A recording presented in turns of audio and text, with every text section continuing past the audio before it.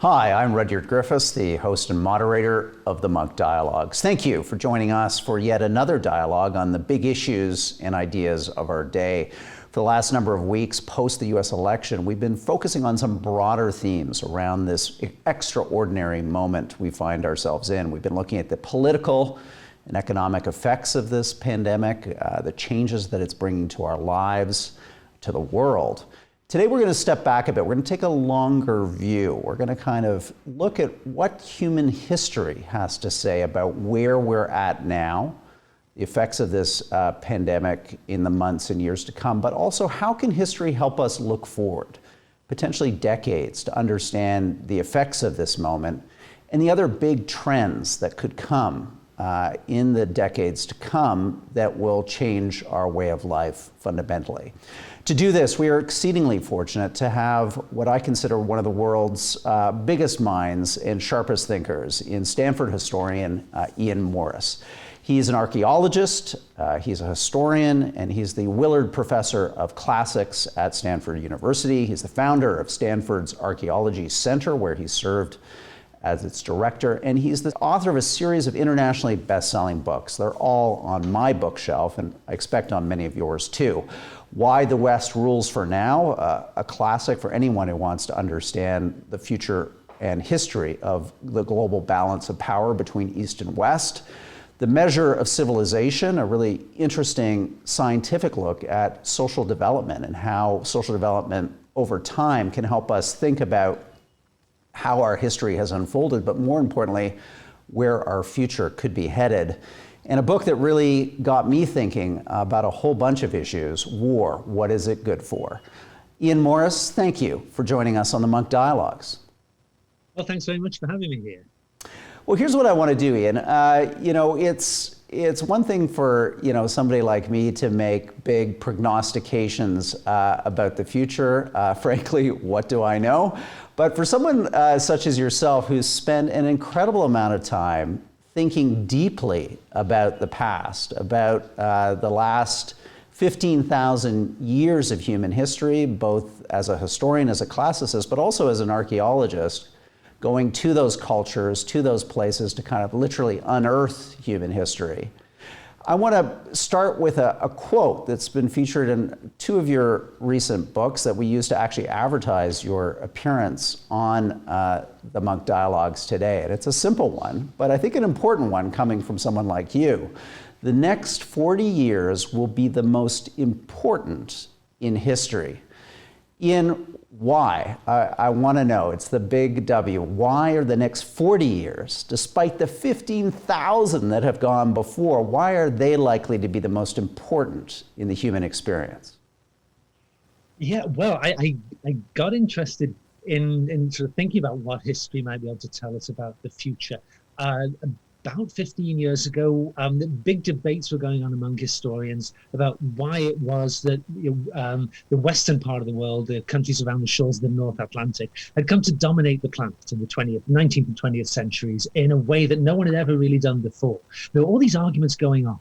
And I suspected that if you could see the kind of long-term shape of history, you would be able to get a much better understanding of what had already happened, and maybe also even project things forward and think about what was likely to come next. So I came up with this thing you mentioned, the Social Development Index, which was an attempt to measure how Eastern and Western societies had fared at mastering their environments and sort of getting what they wanted from the world, going all the way back to the last ice age, to about 14,000 BC.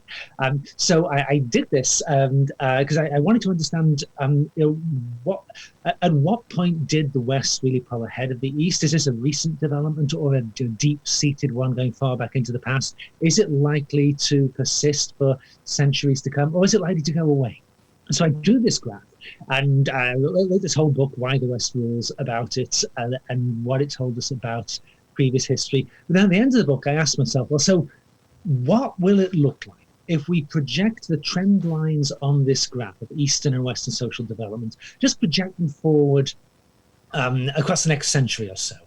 And as I'm sure everybody understands, any projection you make like this is only as good as the assumptions that lie behind it. So the assumptions that sort of lay behind my graph were not very sophisticated ones. I said, let's just make linear projections forward for another 100 years, see what happens to Eastern and Western development.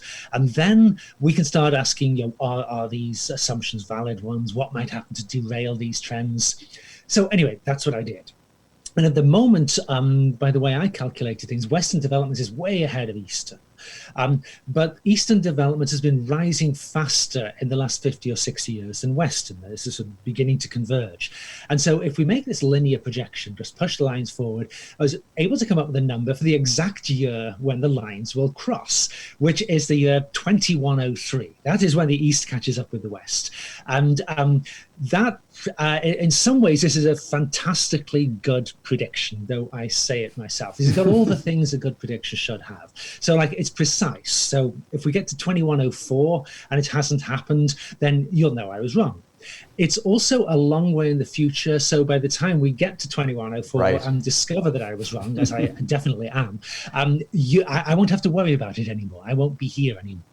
So great projection in some ways. In other ways, though, it's kind of a foolish projection because there's really been almost no period in the past when Eastern and Western development have carried on rising year on year at the same rate as they have done in previous centuries. So almost certainly something is going to happen so that this outcome doesn't actually match up with reality.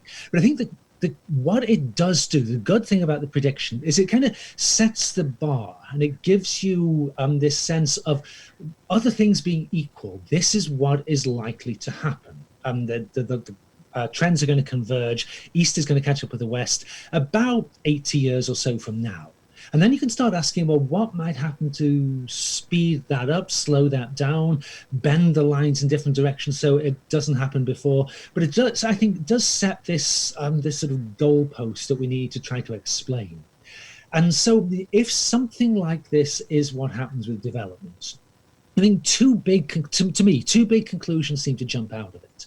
And one was that if the trends increase as rapidly as they have been doing across the 20th century, then the 21st century, we're likely to see more change in the coming 100 years, more change in the human condition in the coming 100 years than we've seen in the previous 100,000 years. We're looking at a transformation of almost everything about what it is to be a human being. And so in my books, I've just speculated a little bit about the kinds of things that might be involved in this. But again, other things being equal, we're looking at the greatest transformation of the human race that there's ever been. And 100 years from now, the human experience will feel as alien to us today as our own experience would have felt to the Neanderthals. And so this is absolutely mind-boggling kind of transformation we're looking at. One reason why I say the next 40 years, the point at which the curves really begin to inflect upwards, you see the knee of the curve, next 40 years are likely to be the most important in history. However, there's always a but. Yeah. And in this case, the but is that when you look back at previous episodes in history, where there's been previous similar sort of accelerations in the rate of change of development, and also convergence between different regions. A new region starts to pull ahead and assert itself on the stage. Every single time that there's been a major change like that, it's been accompanied by enormous amounts of violence. This is one of the ways people have evolved to be able to deal with new and challenging things. We use force against each other. If we use force against each other in the 21st century on the sort of scale we've seen in previous centuries, we're probably looking at a thermonuclear war. And a thermonuclear war is very obviously one of the things that might change the shape of these curves and lead us not racing up to this technological transformation of what it means to be a human, but instead crashing back down. Albert Einstein famously said, somebody asked him, how will they fight World War III? And he said, I have no idea how the Third World War fought, but I can tell you how they'll fight the fourth, with rocks. If we have this sort of outcome of the trend lines, then we can expect either the annihilation of humanity altogether or a complete collapse of civilization. So let's unpack some of this, Ian, because this is fascinating stuff. And it's interesting to have this conversation in the middle of a pandemic, which has, for all of us in our lifetimes, has been, I think, one of the most globally shared and significant events in terms of its disruptions across the world. In your kind of score, your social development score, you assign 900 points of social development from the Ice Age, the end of the last Ice Age, 15,000 years ago, through to the start of this century, the 21st century.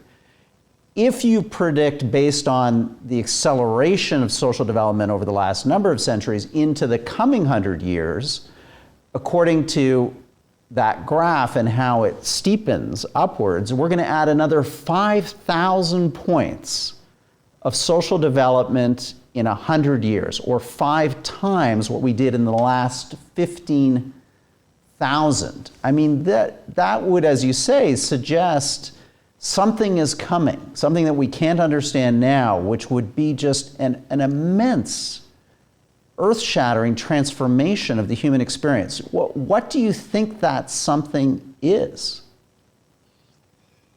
Yeah, well, I think we can we can at least make some informed guesses about what might be happening next. Although one of the things I got interested in doing this work was like the history of science fiction writing.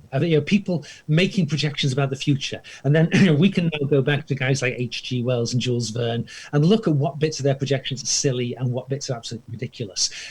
So what bits make sense. And there's a lot of silliness always. People get very badly wrong about a lot of things. But if you read the science fiction from 100 years ago, some of the basic things they could see reasonably clearly, that there would be travel beyond this planet, new means of communication that would allow you to talk to people on the other side of the world, or a lot of stuff that they did sort of foresee. And I think we're maybe in a similar kind of position. And so one of the things that people are particularly focused on, the futurists, and I work down in Silicon Valley at Stanford University, so I'm surrounded by these rather strange techno-futurist people all the time. One of the things they talk about particularly is the potential of the transformation of the human brain. And of course, the human brain is the big part of our biological evolution that has made us unlike all the other animals. And so what some of the techno guys are thinking about now is the ways in which we've already begun to augment the power of the brain with communication technology, and particularly the digitization of thought. I mean, there are already experiments have been done at a sort of very basic kind of telepathy by sending, because brain waves are electrical signals flashing between the neurons in your brain, detecting these, sending them over the internet. There was a great one a few years ago where a rat in North Carolina was made to move the feet on a rat in Brazil. Yeah. And a very simple experiment, an experiment at mapping human brains and producing digital versions of them, and we're in the very early stages so far. And the arguments among the people doing this kind of work are just as fierce as the arguments you get among historians or political pundits. But there's a sort of baseline of agreement that however it turns out, we are on the verge of a transformation of the human mind. And we've just got this huge new institute here at Stanford, the human-centered artificial intelligence, looking very largely at this sort of question. And again, nobody knows quite how this is going to go, but it promises to transform what it is to be a human being, at least in certain ways. I mean, you talk about the pandemic as well. We will still have bodies. We will still be vulnerable to the sorts of things we have been vulnerable to ever since we evolved. And one of the things where I feel I did get a prediction right in my book was to say there is going to be a pandemic. Yes, you wrote that. Yeah, I say that not because I'm such a brilliant forecaster, but because anybody who is qualified, whose work you were looking at 10, 15 years ago, was saying exactly the same thing. Like the World Health Organization's website, when I was writing Why the West Rules in the late 2000s, the WHO website, it begins on the front page. It says, there will be a pandemic. There's no ifs or buts. There will be. And that's because these huge-scale diseases, they are a side product of globalization. Like the Black Death. The Black Death famously was transmitted by fleas carried by rats, and the fleas jump off and bite the people and so on, and start the Black Death spreading.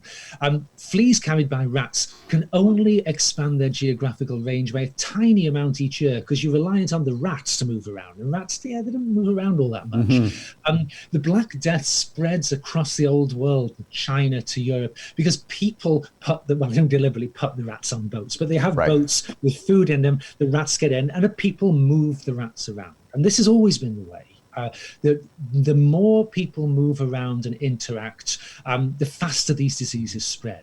So now you can jump on a plane in Wuhan and fly to San Francisco and infect everybody in Santa Clara County in the space of a few hours. The potential for pandemics is enormous. So Ian, this is a good segue to talk about, in a sense, the other side of the coin. So you've painted a picture for us of the potential here for an explosion in social development, a kind of revolution in the human brain, a somewhat utopian view of the world, because surely a lot of good things would come from a 5x increase in your social development score, but at the start of the 20th century versus the end of the 20th century, when, according to your prediction, East and West could line up in terms of an equal level of social development between the two sides. But here's another quote from your recent book, War, which talks about the other side of the coin. You write, when the Roman and Song dynasties failed to find solutions, they had the relative luxury of several centuries of slow decline. But we will not be so lucky. There are many possible paths that our future might follow, but however much they wind around, most seem to lead ultimately to the same place, nightfall. What is nightfall, Ian? Nightfall is a term I borrowed from Isaac Asimov, the science fiction writer I mentioned a moment ago. That I went through a slightly obsessive phase of science fiction reading. And he had this great story, I think it was like 1943 or so, somewhere around there that he wrote this. This great story about a planet that orbits around multiple suns so that it's almost always light everywhere on the planet. But once every 10,000 years, they get to this little spot where their suns, their stars are all lined up, and it actually goes dark on one side of the planet. And when it goes dark, no one's ever seen this before, of course, they all go nuts and they burn everything down. Civilization crashes completely and starts again from the ground level up. And so I just thought this is a great image.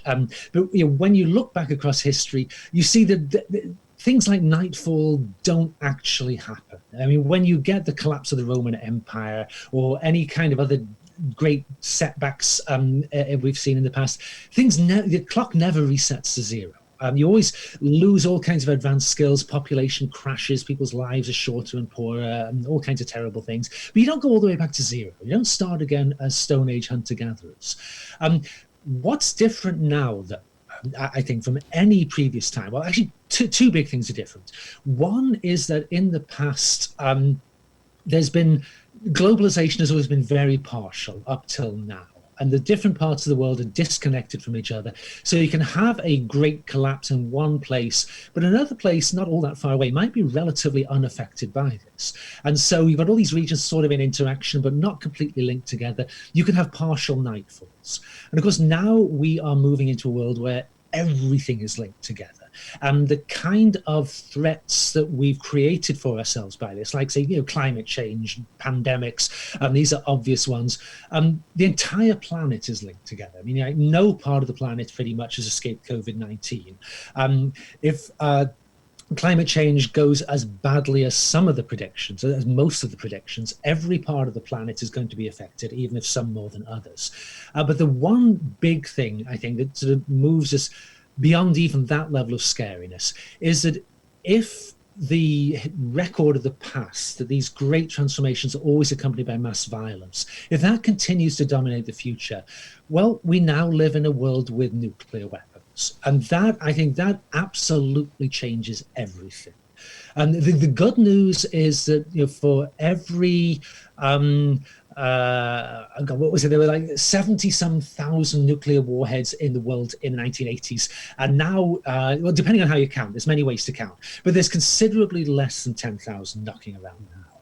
So, pretty much for every 10 nuclear warheads in the world in the 1980s, we've now got, say, one available. We probably cannot kill everybody in the world in one day, the way we could have done around 1986, the peak of the arsenals.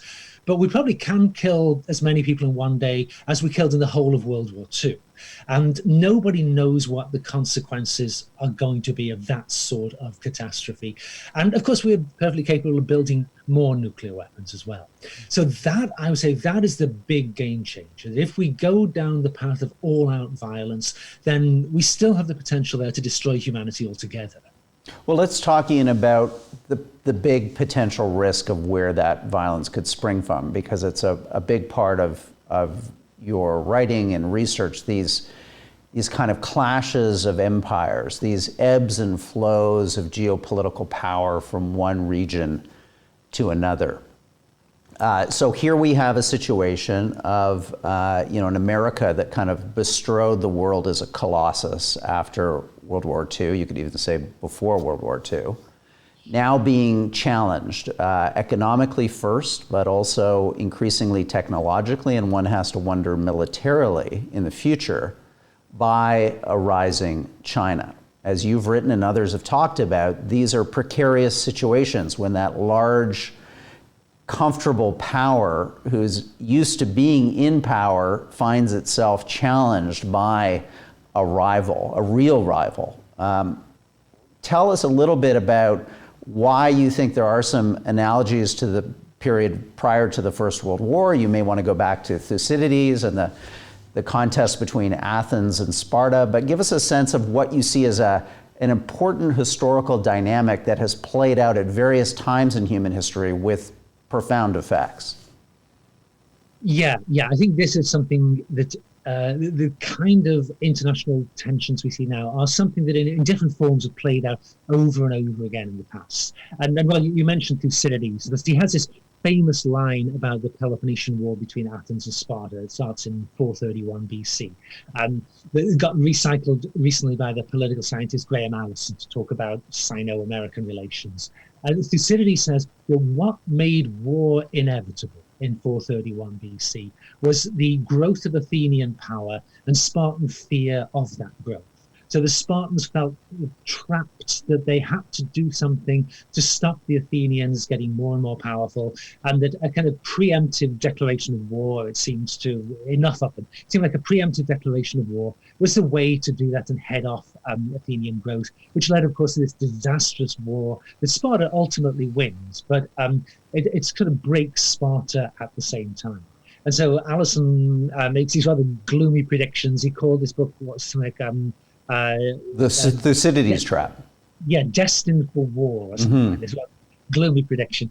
Now, I guess I'm a bit less gloomy than that. I mean, I think that nuclear weapons have completely changed the way great power relations play out in the world. But they're not the only thing that's changed in the late 20th century. And I think we've gotten a lot better now at mediating conflict. And I say, you look back even as far as the 18th or 19th, or even the early 20th century, using force often seemed to be one of the first options statesmen considered.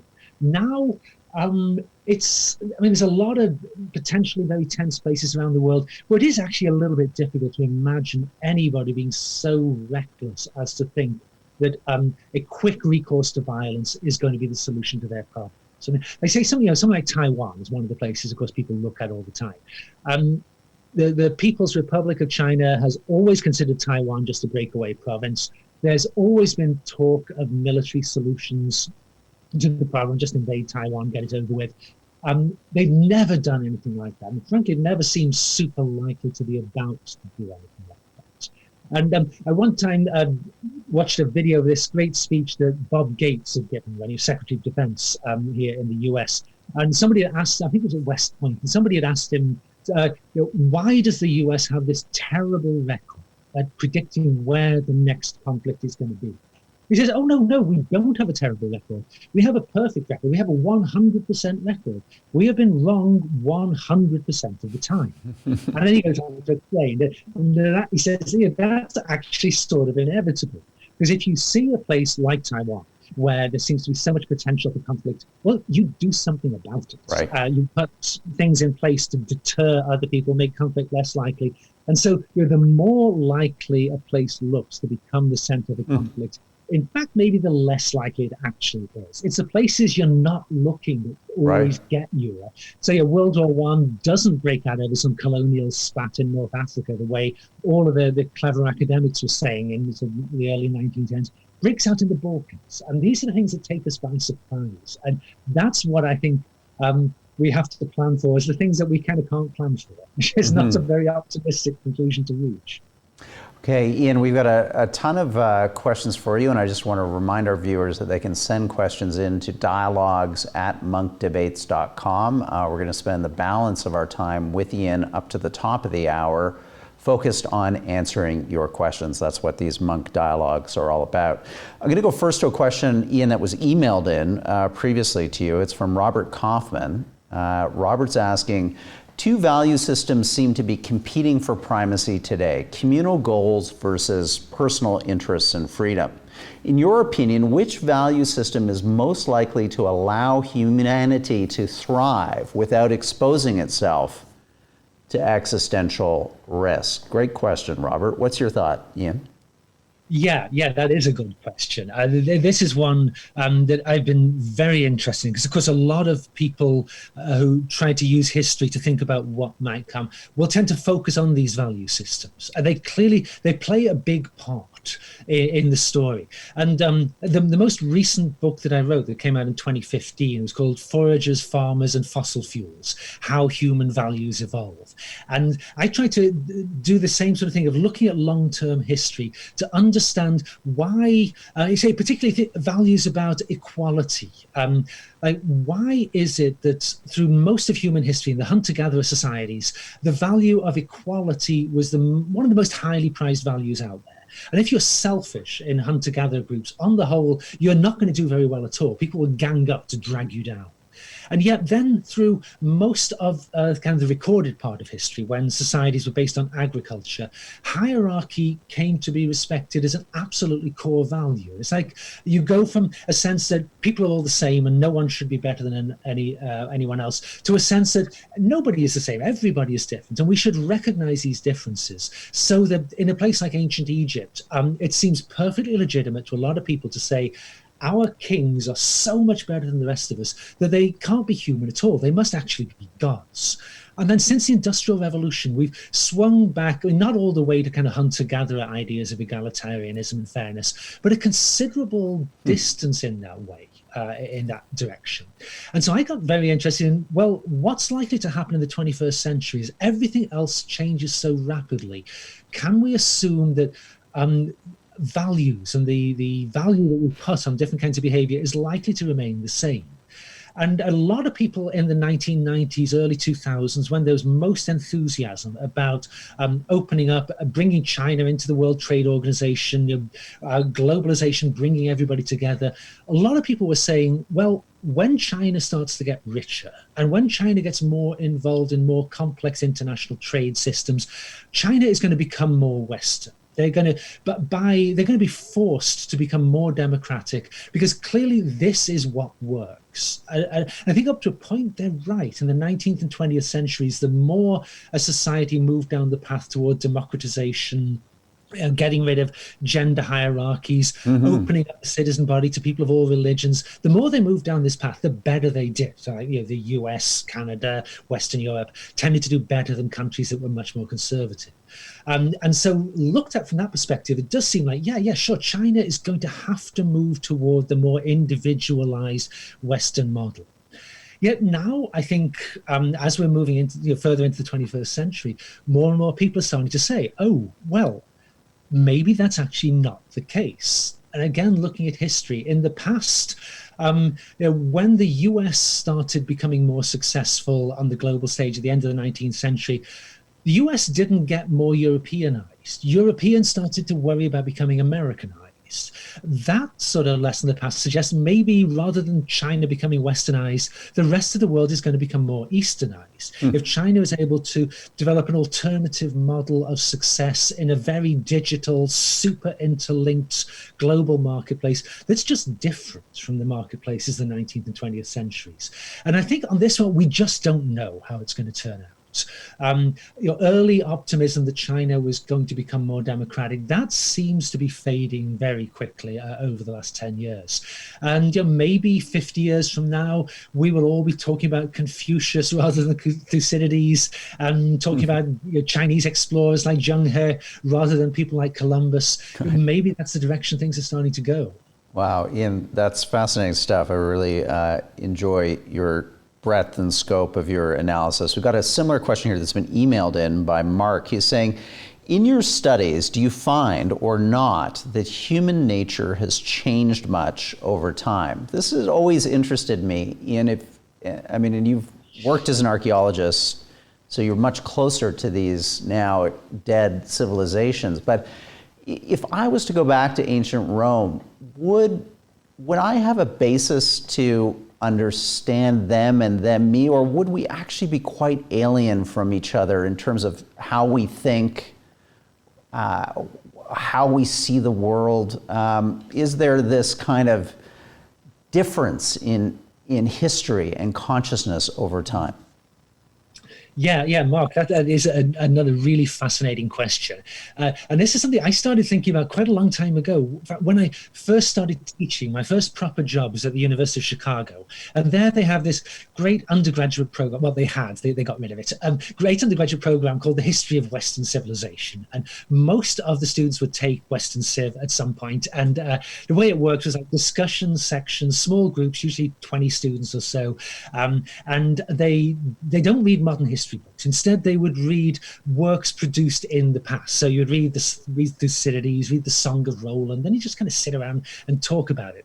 And one of the things that really struck me was how when in the fall quarter, when we were reading Greek and Roman material, the students immediately kind of got into this. It's like they had a sense of who Thucydides was or who Tacitus from the Roman Empire was, and how these people were thinking. They felt this connection. These people are like us. And then we got into the winter quarter when we were reading the medieval stuff. And they read the Song of Roland, where these heroes are breaking down in tears every 5 minutes and doing these just inexplicable things. and actually maybe not so much the Song of Roland, but some of the other things we read, these authors would take it for granted. Of course, people are fundamentally different from each other. And it's absolutely right, if I'm a lord, that I will go around and despoil and plunder my peasants. That's just what you do. They're peasants. They just have to expect this. It's the way the world works. And this world was just utterly alien to the students, and it's pretty alien to me as well. And so this, I think, is fascinating. Why do we get these wild swings? Is it something to do with changing human nature, or is it just something to do with changes in the situations in which we live that kind of lead us to privilege different ways of thinking about the world? And I've come to think it's very much a second of these. And I sort of moved in that direction largely by getting interested in psychology and some of the work that evolutionary psychologists and experimental psychologists have done. And there's this famous experiment that you probably already know about, the Stanford experiment that they ran years and years ago before this kind of thing was made illegal, where they basically set up this prison camp with students and observe how the students who are appointed as guards become more and more brutal as this thing goes on before they cut it off. And people just treat each other worse and worse if you give them the power and send them these signals telling them that it's okay to do this sort of thing, which I think is what you got in medieval European culture. Seems to me, from what I've read in the work of the psychologists, human nature, in the sense of the biological side of this, the evolved component of human nature as an adaptation, that I don't think has really changed very much at all. We are fundamentally the same animals we've been for at least the last 50,000, probably the last 100,000 years. But I do think that's begun to change very much in the 21st century. But fundamentally, our biology just hasn't changed. But again, like you do an experiment in a lab, you take a rat and put it in a nice, happy, ratty place. It behaves one way. You put it in a nasty little cage, it behaves a different way. I think it's the same with humans. As we've changed the world through our innovations and transformations these create, they change the pressures acting on us, and we're such flexible, creative creatures. We can live equally well in a very hierarchical society like ancient Egypt, or in one like 21st century Canada. We survive and do okay in both these places. Fascinating stuff, Ian. I just want to remind our viewers that at the top of the hour we're going to have, as usual, a members-only post-dialogue with arguably Canada's greatest historian, Margaret Macmillan. She's the Emeritus Professor of International History at the University of Oxford, Professor of History at the University of Toronto, award-winning author of a whole series of books. So please join us for that post-dialogue. If you're not a member, you can join right now for free. Simply go to our website, monkdebates.com/membership. Register there, and we'll email you a link right away. We'll also post that registration link in the Facebook comments for this dialogue. So please join us for a post-dialogue conversation with Margaret Macmillan. Now back, Ian, to you. We've got some other great questions here to work through. Here's another one that was emailed in by Lawrence. Lawrence is asking, in my opinion, we as a species have advanced in our abilities past a point where we could take intentional positive control of our further social evolution. In fact, I think it's becoming dangerous for us not to. What is your opinion on this? And this is interesting, Ian, because in a lot of your work, you talk about this shift, this change from a species that is evolving primarily biologically and having to evolve very slowly as a result of that, to a species that increasingly is using technology to edit and evolve culturally at a pace that is as just exponential compared to biological evolution. Can you talk a little bit about that and why you think we might be on the cusp, an important kind of threshold here, a step change from a biologically led evolution to a culturally led evolution as a species? Yeah, I think Lawrence has got another great question here. Before I forget, say hello to Margaret Macmillan. I will. We haven't seen each other, I think, in 10 years. We had dinner together at our British publisher's house back in 2010. Great. But Lawrence's question. Yeah, I think in a way, of course, Lawrence is absolutely right to say we are moving into a period when we just don't seem to be able to control what's happening to us, when society and everything is changing so fast. It's just almost impossible, it seems, to get a grip on it. And yet the weird thing is that in a way we've kind of always been like that. And it's sort of tempting, like you watch, Christmas is coming up, you watch something like a Christmas Carol movie on TV, and Scrooge is sitting there and the fireplace is roaring, the servants know their place, and there's this wonderful stable world. But the actual world of the 1840s, when Dickens wrote that, was the complete opposite. Everybody felt overwhelmed by social change as the Industrial Revolution was taking off and mass politics were emerging for the first time. Women's rights were becoming more of an issue than they ever been before. Slavery had just been abolished in 1833, I think it was, in the British Empire. Everything was in turmoil. Everyone seems to have the sense the world is coming apart. There's nothing we can do about it. So in one way, I would say, there's nothing weird about what we're living through now. And we can learn a lot from the way people have coped with these sorts of problems before. I mean, actually, one great thing, 1840s, there's this great panic. Railway engines are just coming in. People are traveling on trains. There's this great panic that if the human body starts being moved at speeds much above 30 miles an hour, it's all disintegrate. Right. We cannot move that fast. That's why we can only run at about 25 miles an hour. Great panics about these sorts of things. And of course, we've got similar sorts of panics now, because we just don't know where these forces are taking us. So in one way, it's kind of, more of the same. In other ways, though, I think, for the reasons that you, Rudyard, were just alluding to, this time, I think, really is different. And you can say, in a way, since modern humans evolved 150,000 years ago, they start acting a little bit like the way we act now. For a long time, the evolution was driven by this very slow process of biological change, or the random mutation in our genes, and the more successful ones spreading through the gene pool. Then we start to change by being able to evolve culturally. Our brain gets to the point we can change our behavior. So humans spread out to the edge of Siberia. At one point, you would have had to wait at the edge of Siberia until you evolved biologically to become furry, have thick fur, before you can move into Siberia, like the mammoths had done. Then we got to the point, hey, we can kill another animal, steal its fur, cut off its skin, and sew that skin up around ourselves. We can use cultural adaptation to do what biology had been doing previously. Suddenly, everything starts to move a lot faster. Now we're at the point where we're able to reach inside our own bodies and inside our own brains. And the pace has taken off so unbelievably rapidly over the last 20, 30 years that now we realize we have created all these ethical quandaries by our own ability to intervene in ourselves. And this really is moving us off into a place we've never been before, where we have the potential to decide we can turn ourselves into a super race by just meddling with the genes of unborn babies. But we have to know what a super race is and whether we want to be a super race. Biologists have this saying, evolution is smarter than you. You start screwing around with evolution, you are going to pay a price for this. So yeah, in some ways it's more of the same. In other ways, we're in a whole new world already. Fascinating stuff, Ian. Let's go to another question here. It's from Gary. It came in by email. Gary's asking, why is modern democratic capitalism failing so miserably at taking care of seniors, the children, the poor, the very people that carry the load? The failure is so glaring across this nation. I could be referring to the United States, I guess. China appears to grow in leaps and bounds, all the while raising its poor into the middle class. And maybe that's a way for us to talk a little bit, Ian, about your views. What are they on the kind of inevitability of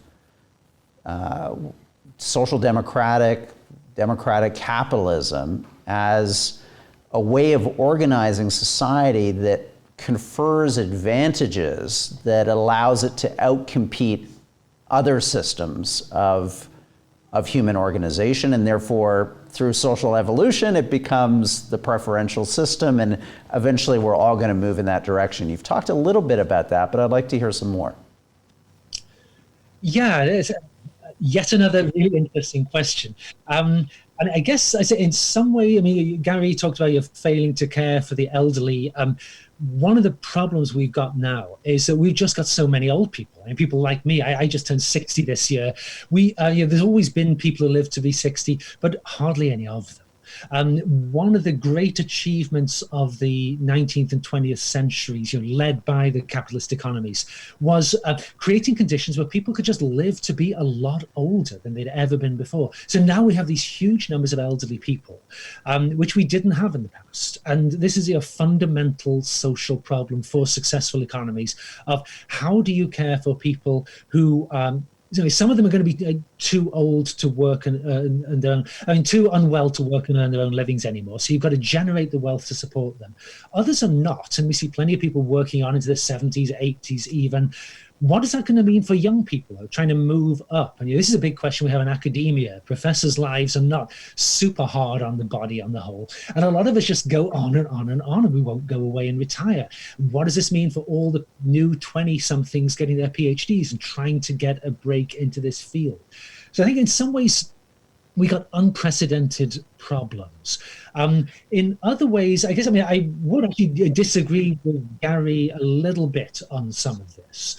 I think you're compared to most earlier societies, we do a really good job in the modern capitalist societies of caring for the poor, the downtrodden and the outcast. It's just that we're not doing as good a job of it as we were 30, 40, 50 years ago.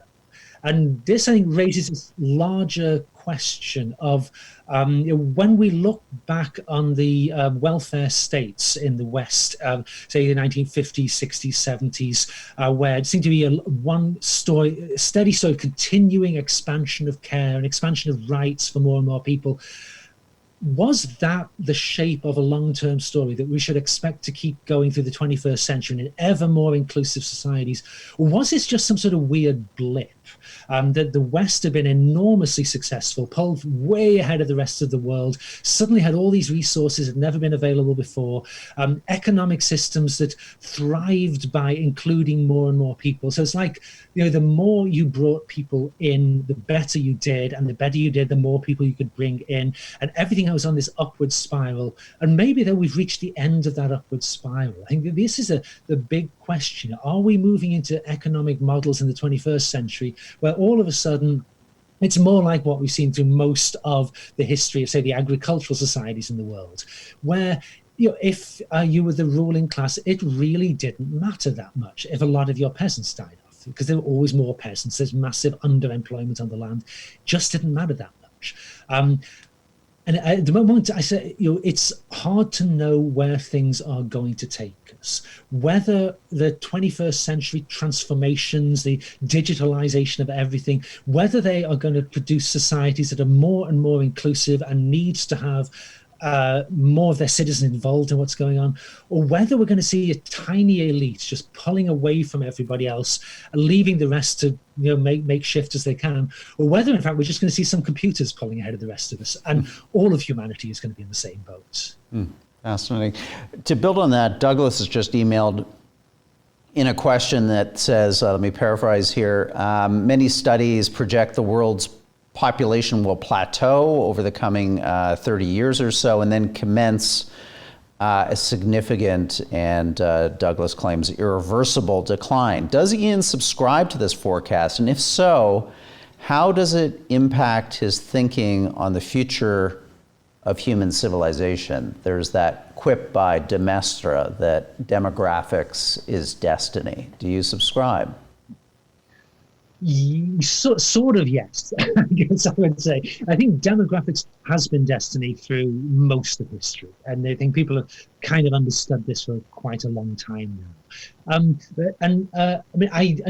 would also more or less agree with the predictions that say the global population is going to level off and start declining during the 21st century. Although we have already seen some people walking back a little bit from the kind of predictions they were making just 10 years ago, when this was expected to happen relatively soon in the future, in the coming generation or so. People are now being a little more cautious about this, saying, oh, actually, it's not going quite the way we thought. It's going to take a little bit longer. But, all the trends do seem to indicate that's what's going to happen. In particular, it's one that some people will say is like kind of a sociological law, that as your society gets richer, people will tend to have fewer children, but invest more in this smaller number of children, because there's now more, your children are less likely to die, so you don't have to have spare kids as insurance. And there are more opportunities for a wider range of people if they invest in the education and help of their children than there were in the past. So it just makes sense to have a smaller number of more heavily capitalized children, which I realize is a horrible way to describe it, but that's what seems to happen. And as that happens, obviously it's already happened in East Asia. In China, population birth rates had already started falling before they put the one-child policy in place. It turned out to be rather a very cruel and kind of unnecessary policy. In Africa, Africa is going to be the big question on this. At what point do African populations level off and then start declining? But again, all the signs are we should expect this to happen in the next 30, 40, 50 years. Thanks, Ian. We've got a question here from Ralph. He's going to use a term from one of your books, so you're going to have to explain it to us. If the point of global COPs, your term, and again, we'll let you describe it, is to raise the cost of violence to prohibitive levels, how do we explain the effectively constant warfare throughout the periods of Pax Americana and Pax Britannica? Great question, Ralph. So unpack that for us, Ian. Yeah. So One of the books that Rudyard mentioned at the beginning that I've written called War, What Is It Good For? And I wrote this just after I finished Why the West Rules for Now, where one of the things I've been looking at the end of Why the West Rules was the way in earlier history, every time you got a great shift in wealth and power from one region of the globe to another, it was always accompanied by massive violence. And because we now have nuclear weapons, this is a truly alarming prospect. So I thought, well, can we learn anything more granular, more detailed about this process by looking back across the last many thousands of years? And so I set out and did this, and I came to a conclusion that actually a number of evolutionary anthropologists had already started reaching, going back to 15, 20 years. And Steven Pinker wrote this book, Better Angels of Our Nature, came out in 2011, making a rather similar sort of set of points. And this idea is one that was kind of obvious already to Thomas Hobbes back in the 17th century, when Hobbes was writing during the English Civil War. All these people have been slaughtered all around him. And he says, well, what the heck is going on here? And he came to the conclusion that left to their own devices, people will just go around killing each other all the time, which actually seems not to be the case. But they will use quite a lot of violence. We've evolved to be able to use violence to settle our problems. In the absence of constraints to make us choose not to use violence, we use kind of a lot of violence. And Hobbes says, well, what is it that persuades people not to be violent? And he said it's Leviathan, a name he took from the Bible, a really scary monster in the book of Job.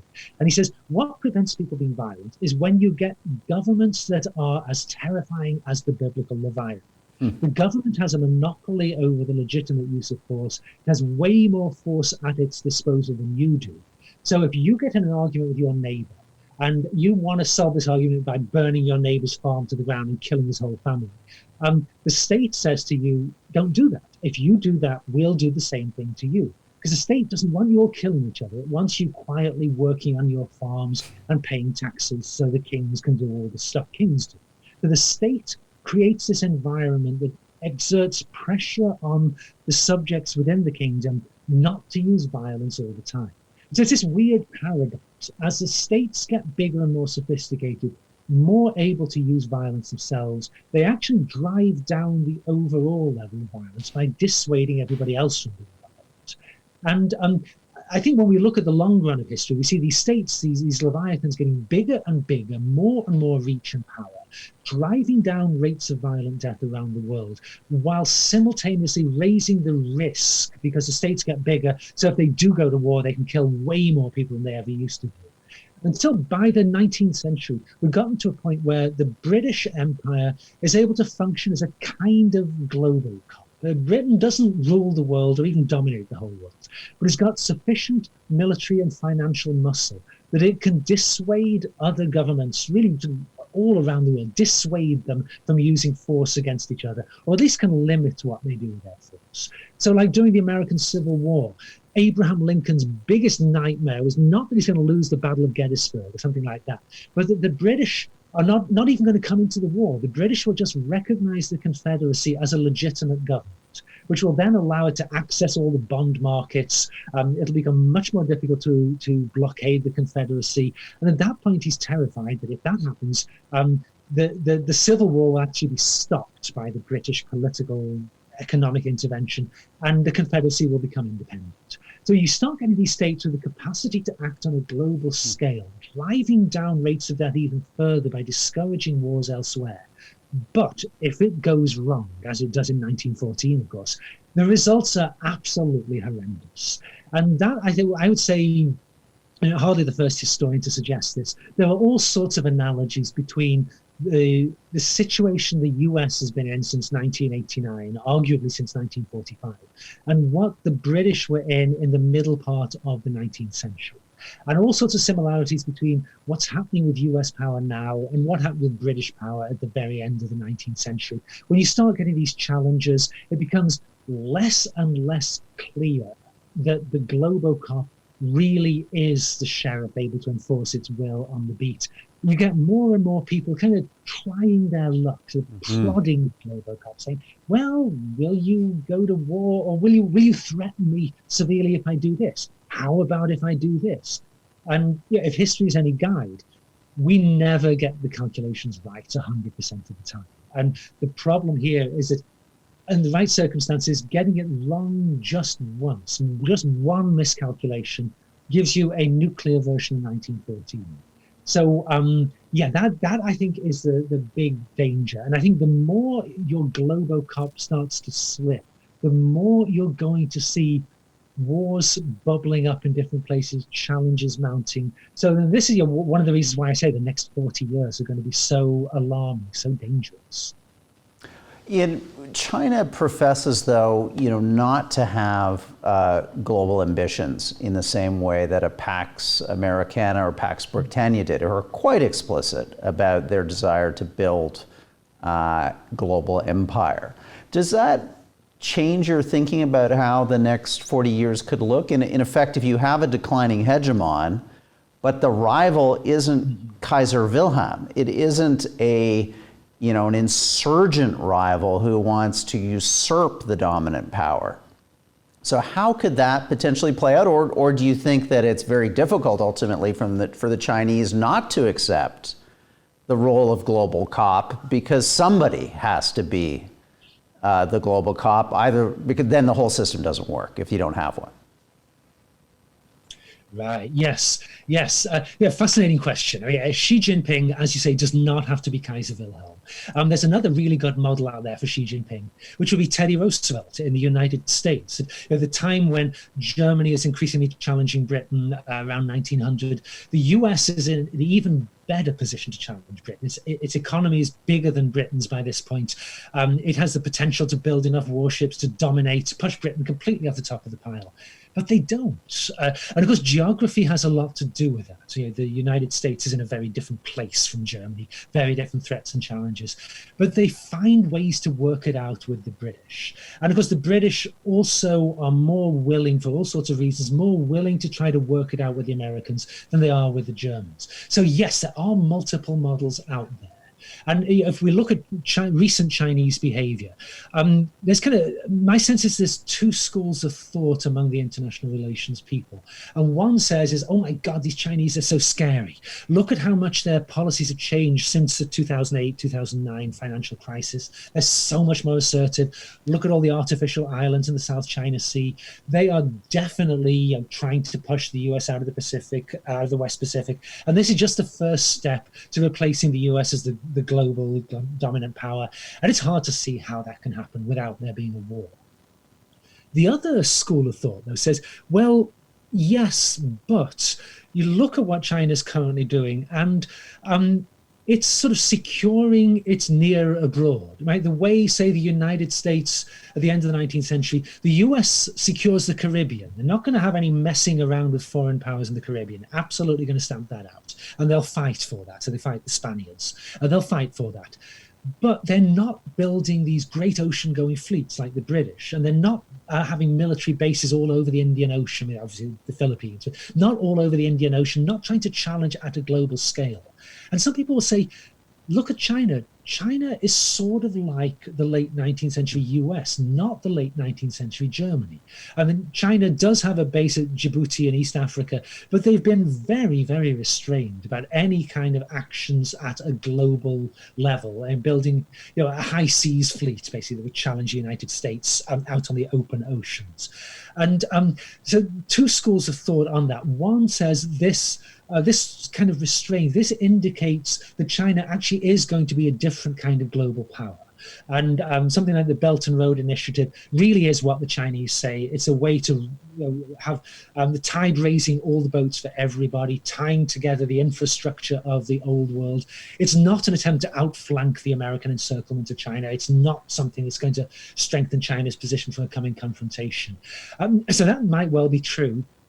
Or the more pessimistic view is just, well, hey, China is at an early stage at the moment. Of course, they're building lots of relatively short-range carrier-killer missiles to fire in their near abroad, their close-in waters. Of course, they're building lots of submarines and not building lots of aircraft carriers because they haven't yet got to the point when they are trying to project power out all the way to the west coast of North America.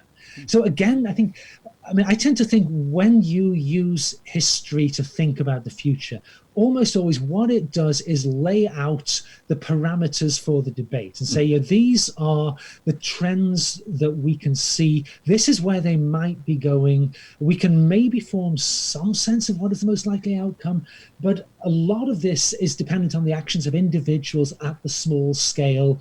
Nobody was guessing 15 years ago that China would now have a leader like Xi Jinping, or the US would have had one like Donald Trump. A lot does depend on the actions of the individuals. And that, I think, is much harder to predict. Right. Well, Ian, what we've been doing with all these dialogues is providing our listeners with the recommendations of our invited guests, because it's a helpful way, I think, for each of us to add to our bookshelves, to add to our kind of intellectual capital while we've got time sitting at home. So here's 3 books. I'm going to go through them each individually. If you could give a quick synopsis of why you're recommending that people should pick them up and put them on their Christmas holiday reading list. The first is The Great Leveler. What's that about? This is a book. I should make a little disclosure first of all. This is written by one of my colleagues at Stanford, a historian named Walter Scheidel. And it's this wonderful book that Walter started writing it just when Thomas Piketty's book on capital in the 21st century came out. Where, Piketty famously was saying that in capitalist economies, wealth accumulates faster than the economy grows. And so there's this inbuilt dynamic toward the rich getting richer. And very few things can reverse this dynamic. And then Piketty talks a little bit about government interventions that potentially could reverse the dynamic in the 21st century. And so Walter said, well, what will happen? This is something I think at Stanford, many of us are interested in asking these questions. What would happen if, once again, we looked at a really, really long-term global scale on the history of inequality? And Walter came to these profoundly depressing conclusions that he said, this is not about capitalism. This is something about the way human economies always work. That people accumulate wealth as much as possibly can be done within that sort of economic system. Wealth gets centralized until, if you centralized it anymore, people start starving to death. And sometimes you actually do go beyond that point. They do start starving to death. The only things that have ever reversed the concentration of wealth have been the really horrendous ones. Pandemics. The Black Death was a wonderful leveler of wealth and inequality in Europe. Great wars, World War II, and World War I for that matter, but especially World War II, never been anything like it. It wiped out many of the great fortunes in the Western world, redistributed the money and the potential downward to a much broader swath of the population. So Walter says, sure, yes, we might reverse these depressing trends about the concentration of wealth, but be careful what you wish for. Fascinating read. Let's go to your next pick, The Storm Before the Calm. Yeah, this is a book by George Friedman, who was a strategic thinker who founded the organization Stratfor. This is an attempt to sort of draw on his deep mastery of global politics and economics to talk about what's likely to happen in the future. He has one book called The Next 100 Years, another book called The Next Decade. This book, The Storm Before the Calm, is all about how the future is sort of rosy, but to get to the rosy future, we are likely to go through a period of profound uncertainty that potentially could be disastrous. And so, yes, it's a fascinating read, but a book by a guy who really does know the global economy and geopolitics inside out. Excellent. And your final pick is The Third Revolution. Yes, so this is a book about the sort of technological transformations that I was talking about earlier, about what is likely to happen to humanity as the digital revolution really takes off. Thank you so much, Ian. It's just, it's such a pleasure to spend a bit of time stepping outside of the 140 characters of a tweet or the news cycle of the next 4 hours to really reflect on the breadth, the depth, the scope of history, and try to use that in a interesting and engaging way to think about our collective future. And you've certainly done that for us and for our audience tonight. So on behalf of the Munk Debate community, thank you for being part of this dialogue. Well, thank you very much. It was a great being on the show. Great. Ladies and gentlemen, that was Ian Morris, and that concludes our dialogue. We've got one more dialogue coming up in this fall season. We'll have that for you next week, December 9th at 8 p.m. Eastern with Barry Weiss, a really interesting journalist who has had some interesting experiences this year, leaving the New York Times, striking out on her own, an advocate for free speech, and someone with strong views on the current state of the discussion of culture and identity and all those hot button issues in this extraordinary moment we find ourselves in. Just a reminder that please join us right now. In a matter of minutes, we'll be kicking off our separate live stream with Margaret McMillan. She's, again, a terrific thinker who brings that broad historical experience and analysis to her insights. We're going to talk a little bit more about Canada and the situation we find ourselves in now. What are the lessons in Canadian history that we could bring to bear to understand this moment of intense speculation and uncertainty? And finally, if you are looking to join that post-dialogue conversation, send us a link right now. There's still time. www.monkdebates.com/membership. You'll get an automated email reply with the link to join us with our conversation with Margaret McMillan. We'll also, again, put that link into the Facebook comments for this dialogue. I want to thank just a great group of partners that have helped us bring all these dialogues to you week in and week out for the last 9 weeks. The Peter and Melanie Munk Foundation, they're really the instigators of all of this and so much more. Our presenting sponsors, Onyx and Gluskin Chef. Our supporting sponsors, Tories LLP, Bond Brand Loyalty, and Cassette Media. Thank you. A great group of partners who's taking these dialogues across North America. CPAC, Canada's Public Affairs Channel, GEM, CBC's streaming channel, our partners at Facebook, Indigo, Canada's largest bookseller where you can get all of Ian's books and his recommendations. The Buffalo, Toronto WNED PBS station, thank you. Our friends across the border, the Globe and Mail, Canada's national newspaper, and Antica, our podcast producer. Well, that wraps up this dialogue. Thank you for joining me. We'll do it all again next week with Barry Weiss on December 9th. In the meantime, be well, be safe, and enjoy free and open conversation with each other here at the Munk Dialogues.